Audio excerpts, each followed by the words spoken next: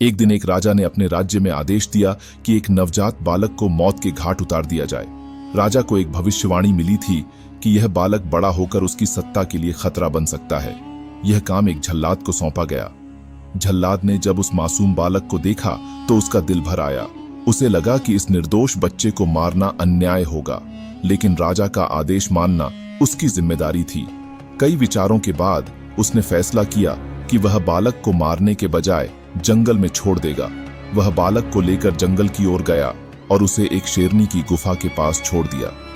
उसने सोचा कि शेरनी उसे खा जाएगी और राजा का आदेश भी पूरा हो जाएगा, लेकिन किस्मत को कुछ और ही मंजूर था।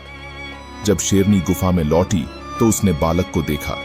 उसके मातृत्व भाव जाग उठे, क्योंकि उसी दिन उसने भी एक शावक को जन्म दिया था।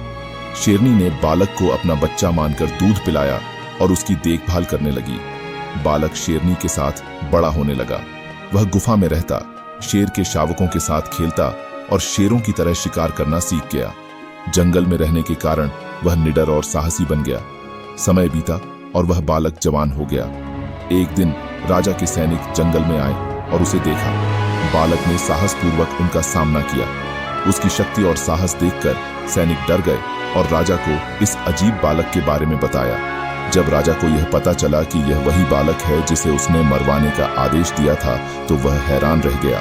उसने बालक को अपने दरबार में बुलाया।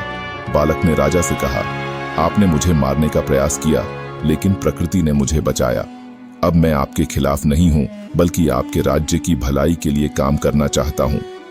राजा को अपनी गलती का एहसास हुआ और उसने बालक को माफ कर दिया।